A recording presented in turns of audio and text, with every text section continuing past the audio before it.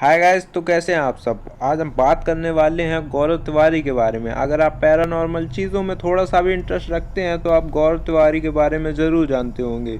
But जिन्हें नहीं पता उन्हें मैं बता दूं, गौरव तिवारी एक बहुत ही फेमस पैरानॉर्मल रिसर्चर थे।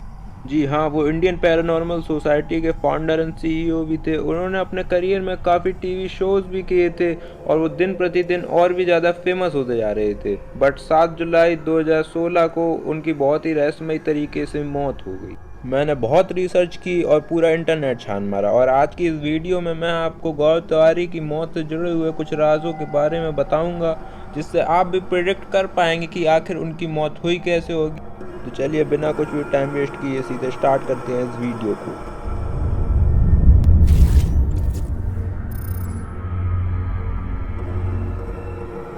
तो दोस्तों, गौरव का जन्म 2 सितंबर 1984 को हुआ था और वो पेशे से एक पैरानॉर्मल रिसर्चर थे। उन्होंने काफ़ी टीवी शोज़ भी किए थे, जैसे एमटीवी गर्ल्स नाइट आउट और हॉन्टेड वीकेंड्स। और सन 2007 में जब गौरव यूएसए के फ्लोरिडा सिटी में कॉमर्शियल पायलट बनने की ट्रेनिंग ले रहे थे, वहाँ पर वो एक अपार्टमेंट में अपने 4 दोस्तों के साथ रहा करते थे।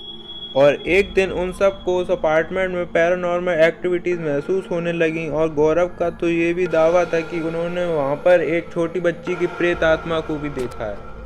और उसी दिन से गौरव की रुचि पैरानॉर्मल एक्टिविटीज़ में बढ़ गई, और अब वो अपने करियर को भी पैरानॉर्मल फील्ड में ही आगे ले जाना चाहते थे। अपने पूरे करियर में गौरव ने लगभग 6000 से भी ज़्यादा पैरानॉर्मल लोकेशंस को इन्वेस्टिगेट किया था। और उन्होंने राजस्थान के अलवर ज़िले में स्थित भानगढ़ फोर्ट को भी इन्वेस्टिगेट किया था। उनके हिसाब से वो फोर्ट हॉन्टेड नहीं था। गौरव अपने कैरियर में काफ़ी आगे जा चुके थे और उन्हें किसी भी चीज़ की कमी नहीं थी। हाल ही में गौरव की शादी भी हो चुकी थी और उनके घरेलू रिलेशनशिप्स भी काफ़ी अच्छे थे। हालांकि गौरव की बीवी को उनकी पैरानॉर्मल चीज़ों में घुसे रहना पसंद नहीं था, बट ये कोई बहुत बड़ी बात नहीं थी। 7 जुलाई 2016 को गौरव हर दिन की तरह अपने लैपटॉप पर मैसेजेस चेक करते हैं और उसके बाद बाथरूम में नहाने के लिए चले जाते हैं। गौरव काफ़ी देर तक बाथरूम से बाहर नहीं आते हैं और फिर अचानक से बाथरूम में किसी के ज़मीन पर गिरने की आवाज़ आती है।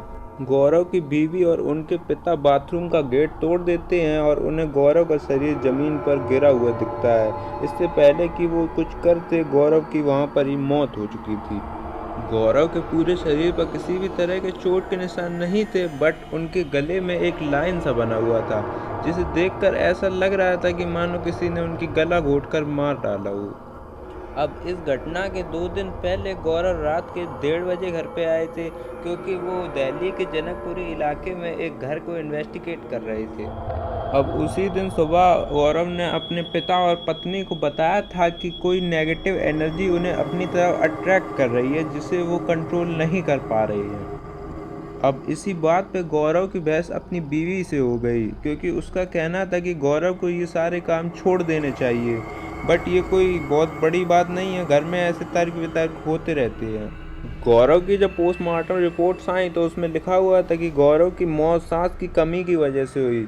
इससे पुलिस ने इस केस को सुसाइड करार दिया, और सारे सबूत भी इसी बात की तरफ इशारा कर रहे थे। अगर हम गौरव के हिसाब से देखें इस केस को, उन्होंने अपने कई इन्वेस्टिगेशंस में बताया था कि जब कोई ताकतवर बुरी आत्मा किसी से बदला लेती है तो उसे वो गला घोंटकर मारने की ट्राई करती है, जिससे विक्टिम की गर्दन पे एक काली लाइन सा निशान आता है। इस काली लाइन वाली थ्योरी को वो एक्सप्लेन करने के लिए अक्सर द वुमन मूवी का एग्जाम्पल देते थे।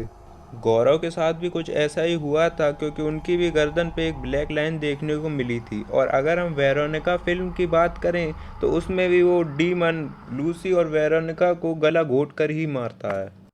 अब गौरव की मौत कैसे हुई थी इसका कोई सॉलिड प्रूफ तो नहीं है, बट मैं पर्सनली मानता हूँ कि गौरव की गला दाब कर हत्या की गई थी किसी बुरी शक्ति के द्वारा।